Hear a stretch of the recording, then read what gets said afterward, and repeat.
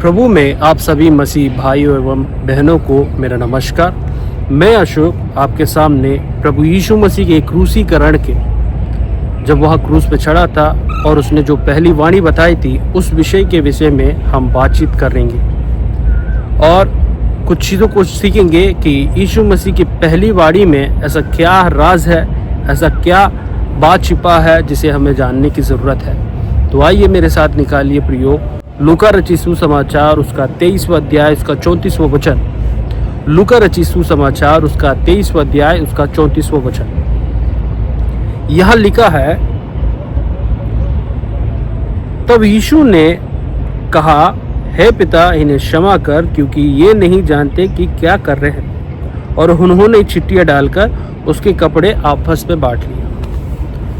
मतलब हम देखते हैं कि यीशु मसीह जितने भी अपने सेवकाई में, मतलब 350 साल उन्होंने सेवकाई की थी, उन सेवकाई में हम बाइबल जब भी पढ़ते हैं तो देखते हैं कि यीशु मसीह अनेक लोगों के पाप क्षमा करते हैं। जितने भी लोग थे, जितने भी रोगी थे, उन सभी के पाप क्षमा करते थे। लेकिन यहाँ पर हमें गौर करने की विषय ये है कि यहाँ पर यीशु मसीह खुद अपने पिता से क्षमा की प्रार्थना कर रहे हैं। ऐसा क्यों? क्या वो खुद क्षमा नहीं कर सकते थे? इस प्रश्न को हमें बहुत ही बुद्धि समझ के साथ सोचना होगा। जो दूसरों को अपराध क्षमा करता था, वो खुद अपने पिता से मांग रहा है कि इन्हें क्षमा कर, क्योंकि वे नहीं जानते वे क्या कर। तो ऐसी कौन सी बात है जो यीशु मसीह क्षमा नहीं कर पाया, बल्कि अपने पिता से पूछता है कि हे पिता, इन्हें क्षमा कर। तो मतलब ये जो लोग कर रहे थे, वहां पर जो सिचुएशन हो रहा था, उस सिचुएशन में ये लोग जो भी कर रहे थे, मतलब वो छोटी मोटी बात नहीं थी। ये लोग बहुत बड़ा अपराध कर रहे होंगे, या फिर इनका अपराध जो है क्षमा के लायक नहीं है। तो वो क्या है? वो है प्रियो, दोष लगाना। मतलब प्रभु यीशु मसीह पर इन लोगों ने इतना दोष लगाया कि उन्हें क्षमा नहीं कर सकते। तो आइए मेरे साथ निकालिए, इन्होंने क्या क्या दोष लगाया। पहला दोष है ईश्वरीय निंदा। पहला दोष है ईश्वरीय निंदा। मतलब यीशु मसीह अपने आप को परमेश्वर करके ठहराया। यह है पहला दोष। तो मेरे साथ निकालिए प्रियो, मत्ती रचित सुसमाचार उसका 26वां अध्याय उसका 63वां वचन। यहाँ पर इस प्रकार लिखा है, यहाँ पर याजक लोग पूछते हैं यीशु मसीह को, मैं तुझे जीवते परमेश्वर की शपथ देता हूं कि यदि तू परमेश्वर का पुत्र मसीह है तो हमसे कह दे। यीशु ने उनसे कहा, तूने आप ही कह दिया, वरन मैं तुमसे यह भी कहता हूं कि अब से तुम मनुष्य के पुत्र को सर्वशक्तिमान की दाहिनी ओर बैठे और आकाश के बादलों पर आते देखोगे। तब याजकों ने अपने वस्त्र फाड़ कर कहा, इसने परमेश्वर की निंदा की, अब हमें गवाह की क्या प्रयोजन? देखो, तुमने अभी यह निंदा सुनी है, तुम क्या समझते हो? उन्होंने उत्तर दिया, यह वध होने के योग्य है। मतलब वहां पर इन लोग, सभी लोग, जितने भी याजक लोग थे, वे सब कह दिए थे कि ये वध होने के लायक है, क्योंकि इसने परमेश्वर की निंदा की है। मतलब यीशु मसीह अपने आप को परमेश्वर की दाहिनी ओर बैठते हुए या फिर दाहिने ओर खड़े रहते हुए ये सब देखोगे करके अपने आप को बताया। मतलब परमेश्वर के बराबरी का। और दूसरा एक और देखते हैं, यूहन्ना रचित सुसमाचार उसका 10वां अध्याय, यूहन्ना रचित सुसमाचार उसका 10वां अध्याय उसका 33वां वचन। यहाँ पर लिखा है, यहूदी लोग यीशु मसीह पर पथराव करते हैं। यहूदियों ने उसको उत्तर दिया कि भले काम के लिए हम तुझे पथराव नहीं करते, परंतु परमेश्वर की निंदा के कारण और इसलिए कि तू मनुष्य होकर अपने आप को परमेश्वर बनाता है।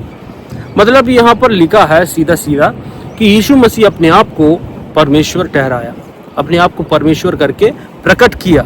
इसलिए उन लोगों ने यीशु मसीह पर पथराव करना स्टार्ट कर दिया। तो ये है पहली निंदा। उन लोगों ने दोष लगाया कि यह जो यीशु है, इसने अपने आप को परमेश्वर करके ठहराया है। सो ये हमारे लिए, हम लोग जो पूछते हैं वो है यहोवा, उसकी निंदा इसने किया करके इन लोगों ने दोष लगाए, वो भी किसके सामने? पिलातुस के सामने। तो ये है दोष, पहला ईश्वरीय दोष। और दूसरा है राजद्रोह की गोष्ठी करना। ये दूसरा दोष है। ये लोग लगाते हैं यीशु मसीह पर राजद्रोह की गोष्ठी करते हैं। और दूसरा दोष देखते हैं, मेरे साथ निकालिए प्रियो, लूका रचित सुसमाचार उसका 23वां वचन पढ़ेंगे, पहले से पढ़ेंगे, 23वां वचन पहले से पढ़ेंगे। तब सारी सभा उठकर उसे पिलातुस के पास ले गई और वे यह कहकर उस पर दोष लगाने लगे कि हमने इसे लोगों को बहकाते और कैसर को कर देने से मना करते और अपने आप को मसीह राजा कहते हुए सुना है। तो मतलब यहाँ पर दोष लगाया कि इसने कैसर के विरुद्ध बातें कहकर और अपने आप को राजा ठहरा करके उन लोगों ने कहा। यह है राजद्रोह की गोष्ठी। और दूसरा भी देखिए, पर वे और भी दृढ़ता से कहने लगे, यह गलील से लेकर यहाँ तक कि सारे यहूदियों में उपदेश दे देकर लोगों को उस्काता है। मतलब लोगों को उस्काने का भी इसने दोष लगाया। मतलब ये शांति का माहौल जो है उसे बिगाड़ रहा है। इस रीति से उन लोगों ने दोष लगाना आरंभ कर दिया, राजद्रोह की गोष्ठी। और तीसरा दोष जो है मंदिर को नष्ट करने का दावा। और वो मेरे साथ निकालिए प्रियो, मरकुस रचित सुसमाचार उसका 14वां अध्याय उसका 57वां वचन। तब कितनों ने उठकर उस पर यह झूठी गवाही दी कि हमने इसे यह कहते सुना कि मैं इस हाथ के बनाए हुए मंदिर को ढा दूंगा और 3 दिन में दूसरा बनाऊंगा जो हाथ से ना बनाया हो।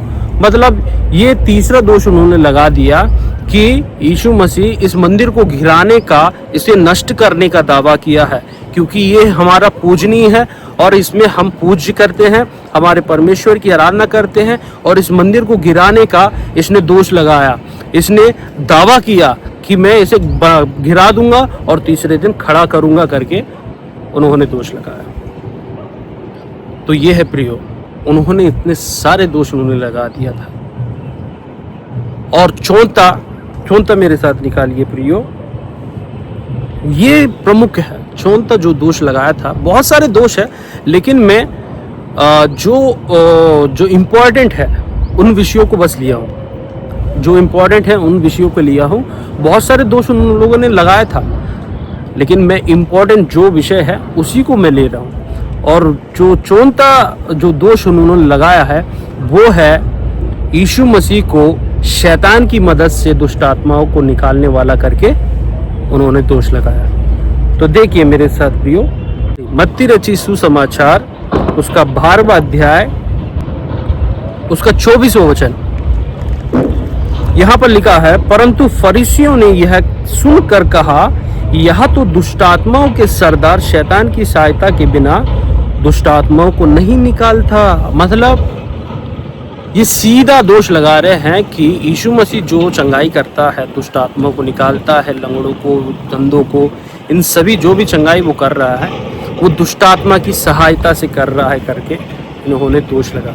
और यीशु मसीह कहता है, यदि पेड़ को अच्छा कहते हो तो उसके फल को भी अच्छा कहो।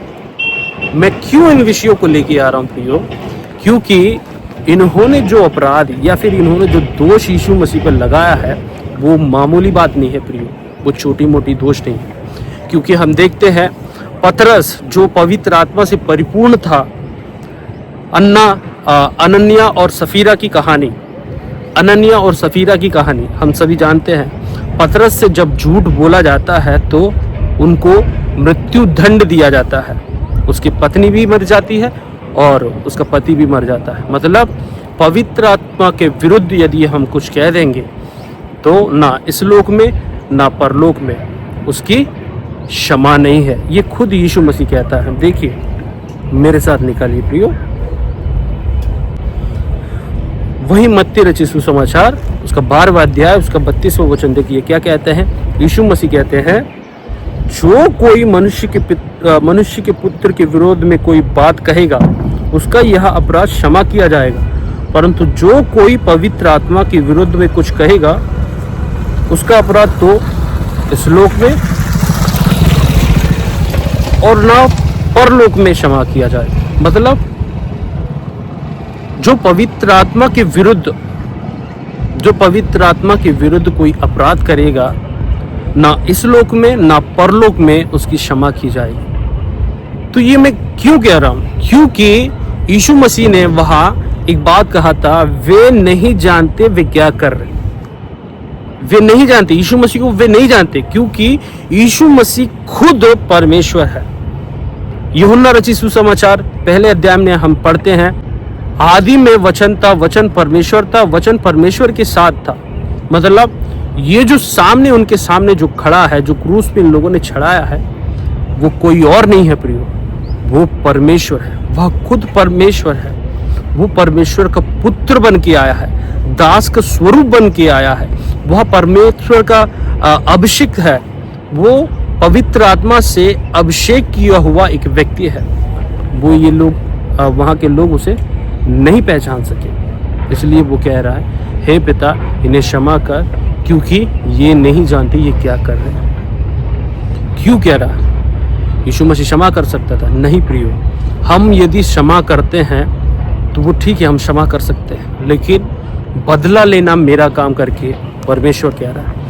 मतलब यीशु मसीह भविष्य के विषय में पहले ही सोचकर, यदि मैं इन्हें क्षमा करूंगा, लेकिन मेरा पिता जो है वो कैसे क्षमा करेगा, इसलिए वो खुद अपने पिता से प्रार्थना कर रहा है कि हे पिता इन्हें क्षमा कर। देखिए मेरे साथ निकालिए, परमेश्वर ने क्या कहा अपने पुत्र के विषय में। देखिए, अगर पुत्र के विषय में यदि हम कुछ भी कहेंगे, कुछ भी दोष लगाएंगे, या फिर यीशु मसीह को यूं ही हम नकार देते हैं, तो परमेश्वर हमारे साथ क्या कर सकता है। देखिए मेरे साथ निकालिए, प्रेरितों के काम उसका 2 अध्याय उसका 34वां वचन। प्रेरितों की काम उसका 2 अध्याय उसका 34वां वचन। यहाँ पर लिखा है, क्योंकि दाऊद तो स्वर्ग पर नहीं चढ़ा, परंतु वह आप कहता है कि प्रभु ने मेरे प्रभु से कहा, मेरे दाहिने बैठ, जब तक कि मैं तेरे बैरियों को तेरे पांव तले की चौकी ना कर दूं। यहाँ परमेश्वर कह रहा है कि मैं, मतलब प्रभु यीशु मसीह के विषय में कहता है, तेरे बैरियों को, यीशु मसीह के जितने भी बैरी है उन सभी को यीशु मसीह के पांवों के तले कर देगा। ये परमेश्वर चैलेंज कर रहा है सभी को, इस पूरे वर्ल्ड के जितने भी है, जो भी परमेश्वर से, प्रभु यीशु मसीह से घृणा करते हैं, उन सभी को परमेश्वर खींच के प्रभु यीशु मसीह के पांवों के तले कर देगा। तो ऐसी परिस्थिति ना आए करके यीशु मसीह उन लोगों के विषय में क्षमा प्राप्ति की प्रार्थना करना। तो यह है प्रियो क्षमा प्राप्ति की प्रार्थना, मतलब पहली वाणी का रहस्य, पहली वाणी का उद्देश्य यही है कि यीशु मसीह भविष्य के विषय में, यह बात उन्हीं लोगों के विषय में नहीं। देखिए एक और बात देखिए मेरे साथ निकालिए, 38वां वचन देखिए, वहां पर लिखा है, पतरस ने उनसे कहा, मन फिराओ और तुम में से हर एक अपने अपने पापों की क्षमा के लिए यीशु मसीह के नाम से बपतिस्मा ले, तो तुम पवित्र आत्मा के दान पाओगे, क्योंकि यह प्रतिज्ञा तुम और तुम्हारी संतानों और उन सब दूर दूर के लोगों के लिए भी है, जिनको प्रभु हमारे परमेश्वर ने अपने पास बुलाएगा। उन सभी दूर दूर के लोगों के विषय में, मतलब हम सभी के लिए वो आज भी विनती कर रहा है। हमारे परमेश्वर से आज भी वो प्रार्थना करता है, हर साल वो प्रार्थना करता है कि प्रभु इसे इस वर्ष क्षमा कर, इसे छोड़ दे, अगले साल कम से कम अगले साल यह उसका प्रतिफल लाएगा, ये सुधर जाएगा करके वह प्रतिदिन प्रति वर्ष हमारे लिए विनती करता है। ये है हमारा प्रभु यीशु मसीह, ये है उस वाणी का रहस्य, ये है उस वाणी का मकसद। इतना प्यारा प्रभु, इतना प्यारा खुदा कोई है तो और कोई नहीं है प्रियो, उसके सिवा कोई ऐसा ईश्वर है ही नहीं। तो ये है इस बातों का रहस्य। मैं आशा करता हूँ कि आपको इस विषय के बारे में आपको जानकारी मिली होगी। तब तक के लिए फिर एक और वीडियो के साथ आपके सामने आऊँगा। तब तक के लिए आपसे विदा करता हूँ। प्रभु हम सभी को आशीष करे। आमीन।